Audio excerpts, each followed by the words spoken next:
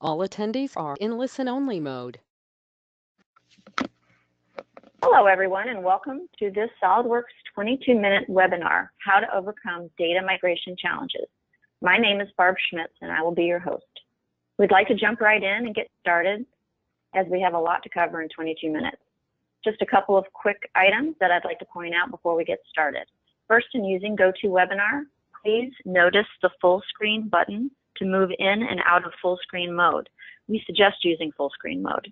If you have any questions during the presentation, please enter them in the questions section shown here. We will be answering questions after the 22-minute presentation. Also, we will have several poll questions during this presentation to keep it interactive. We ask that you answer these multiple choice questions quickly so we can keep within our time frame. I'll be letting everyone know the results of the polls as well. Please note that you'll be able to download a recording of the webinar after the presentation. And with that, I would like to introduce our presenter today. Mike Spence is an enthusiast of all things SolidWorks and has been for nearly 20 years. He began his career designing ski lifts and developing product data management software, then spent many years deploying SolidWorks PDM solutions with companies all over the West. He is currently a SolidWorks technical manager. All right, Mike. Thanks, Barb. In fact, instead of just the small picture, we'll turn that on as well. So if you've been in this industry for more than 10 years, you've probably experienced some sort of migration from one CAD system to another. That's really our discussion today. I started back in 1995 as an engineer at a ski lift engineering company back in Salt Lake City, Utah. And the first migration we ever had to do was taking 30 years of paper drawings and trying to make them usable for electronic CAD. So we bit the bullet and we had them all digitized. And I will admit the results were not fantastic, but they were usable. Then we had a new project that really overwhelmed our kind of 2D CAD skills. We had to design a smaller high-speed lift for the iconic Alta ski area. Now, this was actually going to be their first high-speed lift. So it was a bit of a challenge for us, and it was too much for us to do in 2D. Now, I was responsible for designing this enclosure and all of the structural elements that went inside. And so we chose SolidWorks to take on the task. Now, we couldn't just import our 2D CAD files and try to use them. They just weren't accurate enough, and there wasn't actually enough detail in them to get it done. So we took some effort and got the job done inside of SolidWorks, and it took a little bit of time, but we were able to take our designs much further than we had in 2D CAD. We were able to design the compound angles of the enclosure, as well as be more precise with fit-ups and have less fit-up problems when we actually went to deploy the system out in the field.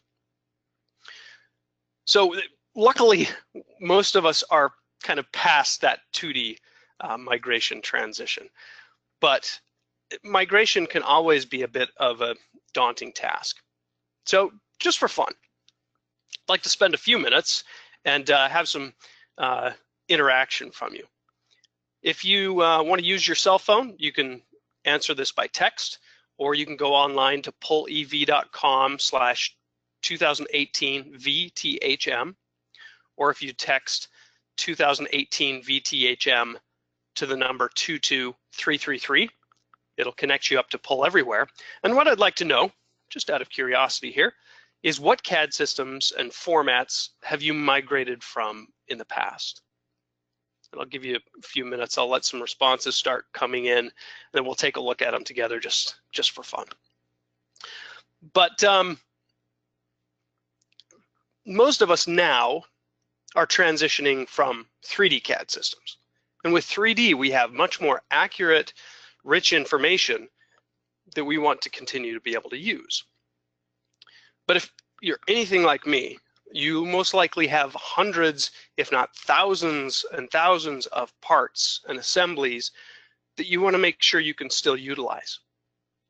So that's why we're here today, right? So just for interest, let's see what kind of systems we have coming up. Oh, CADS 5. Yeah, remember CADS 5? A little bit of Unigraphics back in the day. Yeah, CADKey was the first 2D CAD system I learned back in college. SketchUp. That's a good first starter tool, right? Not really as precise as most of us want to be for manufacturing, but hey, it's a good place to start with 3D, especially since it was free. Microfilm. Oh, that's an interesting one too. I didn't quite go back that far. Mine was vellum and paper. And some PDM migrations as well from the old SolidWorks Workgroup PDM. Some co-create in there. Yeah. Always interesting to hear what people are migrating from. And we'll talk about a couple of these others as we go along. So I'm going to hide this for a moment and continue our discussion. So if you're on this meeting, you're probably considering joining the millions of SolidWorks users around the globe. So let's take a few minutes, about the next 15 minutes here, to discuss a few tools that can help you in that process. We'll be discussing how you can manage and control that legacy content with SolidWorks PDM. We'll talk about how you can reuse your existing 3D data easily without translation with 3D Interconnect, and how you can still continue to make changes either using direct editing tools from SolidWorks or the FeatureWorks tool. So I'd like to dive into each of those a little bit, and ultimately so that you can take your designs further using SolidWorks. I think this is enough of the webcam here.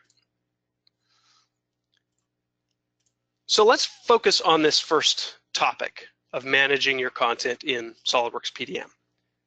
Now, SolidWorks PDM has been designed to obviously support SolidWorks and a variety of other document formats, but also Creo, Inventor, Solid Edge, and AutoCAD.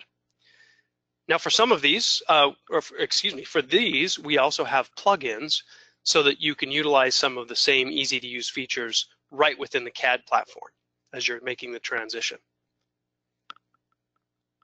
So let's take a quick look. And the great thing is, it can be as easy as drag and drop to get content from one of these tools to the other. So in this case, actually, let's take a look at SolidWorks PDM just for a moment. For those of you who are not familiar with this, I'm going to use the comment that it's kind of like Google Drive or Dropbox with a SolidWorks CAD brain behind it. It's a folder on your local computer that then stores and caches data to your servers when you check files in, but you're always working on a local copy. Okay, your content can be organized however you'd like in folder structures to make it simple and easy, or everything becomes searchable as well. So I have some folders here of SolidWorks files, of course, and a place for my legacy files, and you may start to recognize some of these file formats. But I'd like to drop some in that I've previously created. So I've got a whole pile of DWG and Creo and even CATIA models in here. And so I can simply drag and drop them into my SolidWorks PDM system. From there, many of these file formats become viewable using our eDrawings preview, okay? Including, let's see, there's a Creo part. I'll actually be using this a little bit later. And got a quick CATIA model here as well. The great thing is that as you utilize that content in SolidWorks PDM, you can still see exactly what you have without having to open it in a native CAD system to review it. All these files can participate in being checked in and out and run through workflows to be able to approve and release documents through SolidWorks PDM. Now, another way that our users often work with PDM is through the workflow system, which can send email notifications to users. Now, in this case, I've got an email notification to me that there's a new engineering change document that's been pushed over to engineering to do some change work. So I can hyperlink from an email notification to get right to the document that was referenced. So I've got some details here that indicate my riding mower design needs some wheels added to it. And it's got the assembly name here, but I don't know where it is or where it is in my PDM system. But even Microsoft Word has a plugin or add-in for SolidWorks PDM. So you can utilize that to help reference documents and get around in your system. And let's reopen that one.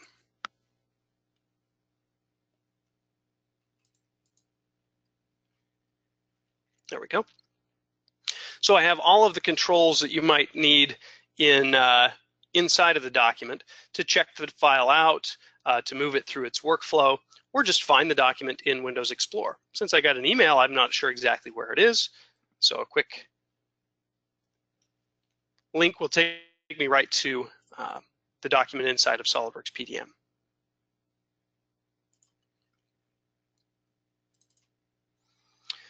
Now within SolidWorks PDM, again, even Word documents are viewable.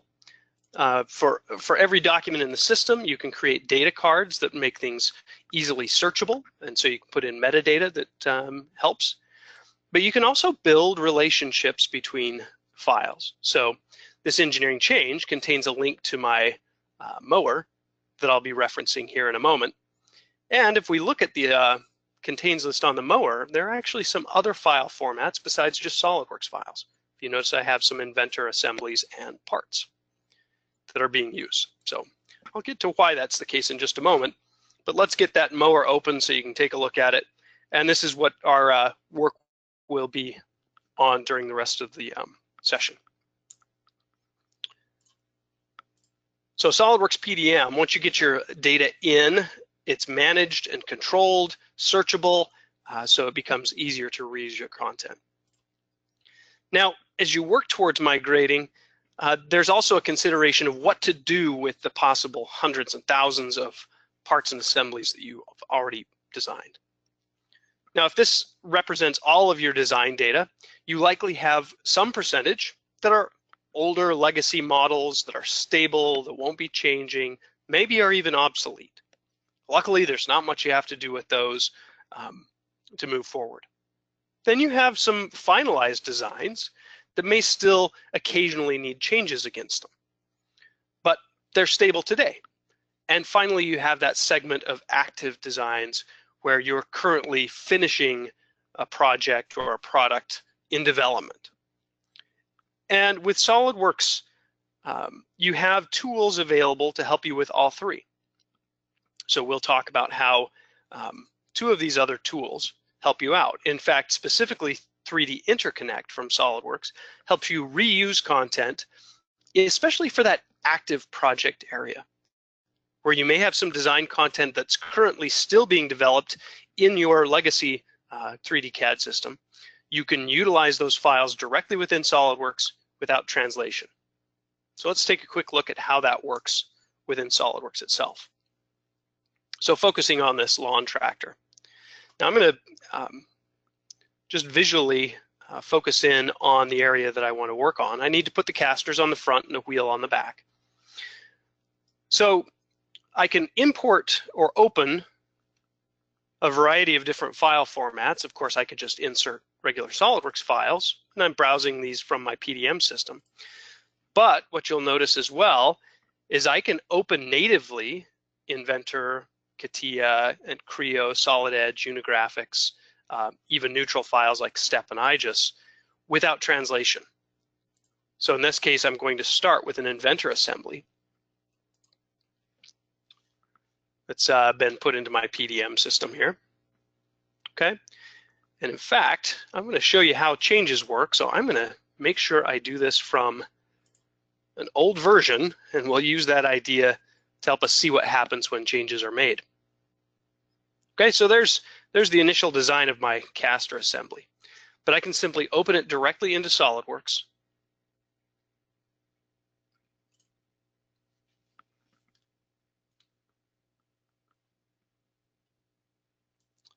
And within my Solidworks assembly, I can see that those files are still in their native inventor part and assembly format, and an icon indicating that those are linking to that outside file. But I can still utilize them just like I would any other SolidWorks file. So for example, in this case, I need to add some mating conditions to hold this caster in place. Let's make sure it's located right on the end of this connection. Okay, there we go. And in fact, we need one on the other side as well. So I'll use our simple copy with mates function to just grab that entire subassembly. And then SolidWorks prompts me for the mate references that are needed to match up my previous mating arrangement. So on the other side, I can simply pick some similar references, and now I've got my caster also mated on that side. So there we go. Now I also need a wheel on the back end, and this one happens to be developed in Creo. So from my filters, I'll choose a Creo assembly. And this will look familiar. This is the wheel assembly we saw a moment ago. So I'll insert that directly into my SolidWorks assembly as well.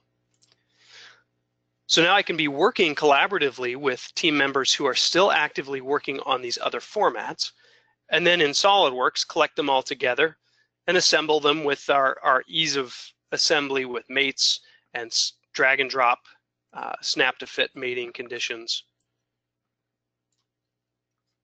That makes SolidWorks so easy to use. And we'll snap that bolt together, and now we've got those models ready to go. Now the key to 3D interconnect is when changes happen, right?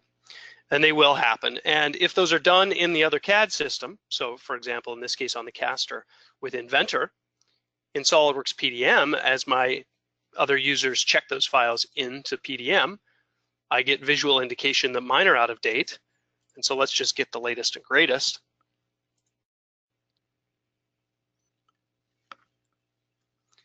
And then from the SolidWorks feature tree, I get a visual notification that that file is out of date. So I can simply update, and it rereads from that Inventor assembly, so I can see those changes live here inside of SolidWorks. So it looks like a wheel has been added, but it also looks like some changes have been made that may cause a problem in my design. Looks like the caster bolt assembly has gotten longer, so my welded frame might have to change to accommodate for the longer bolt connection.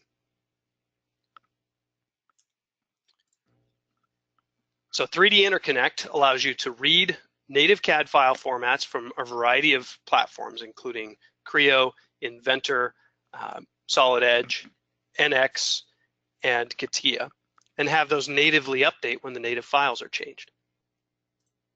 To help you reuse that content and help work in a collaborative environment.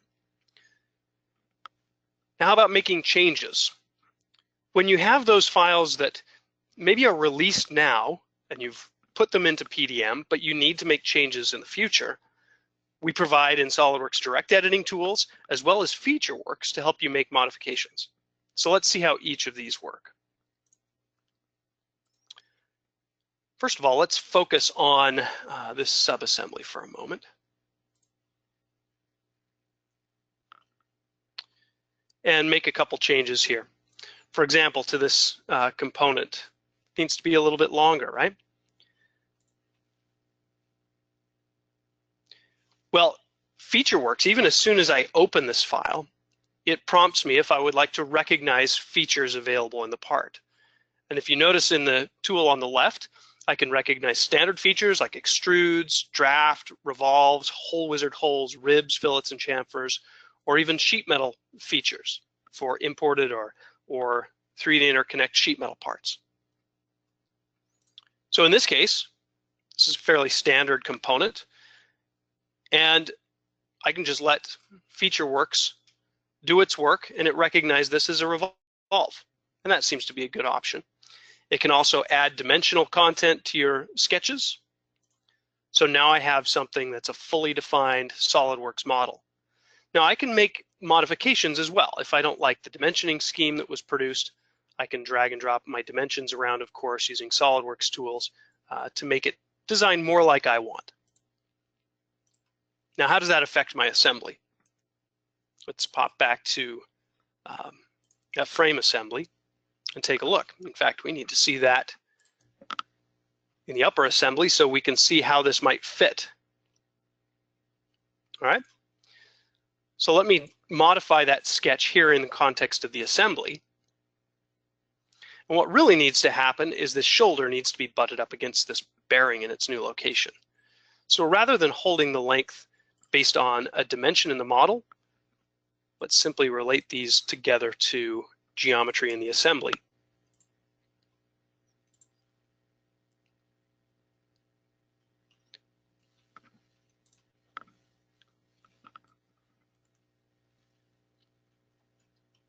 And now I can be confident that that part will fit.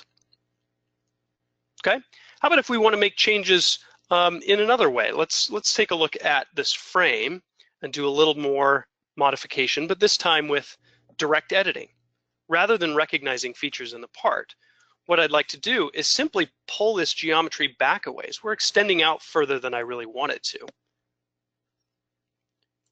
So if I edit this component in the assembly, this one doesn't happen to have any features. So it's just an imported solid. But still, with our direct editing tools in SolidWorks, I can move those faces to make changes. And this can be a powerful way to make modifications to existing parts that may not have features available. So that gives me the ability to do push and pull and quick modifications to make sure I get the right fit in the assembly.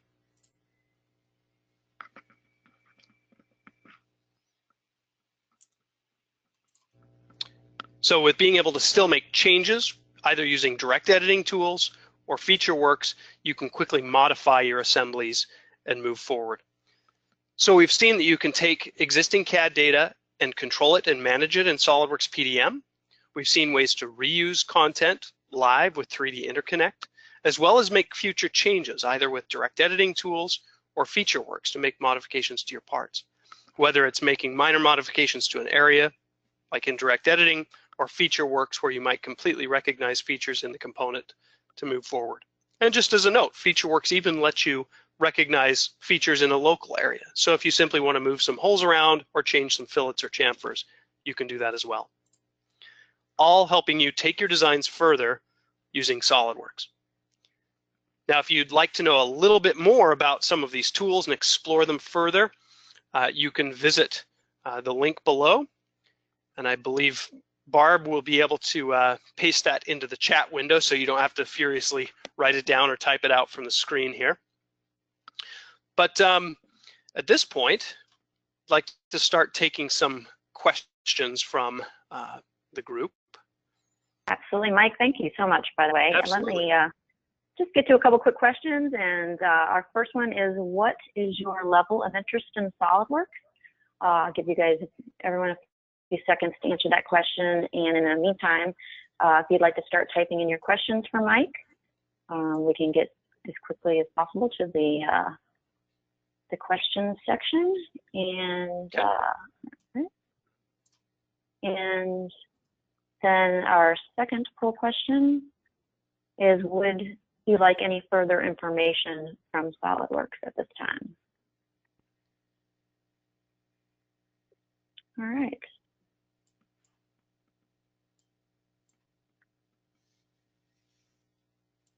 All right, Mike, do you want to start answering questions now? Yeah, absolutely. Great.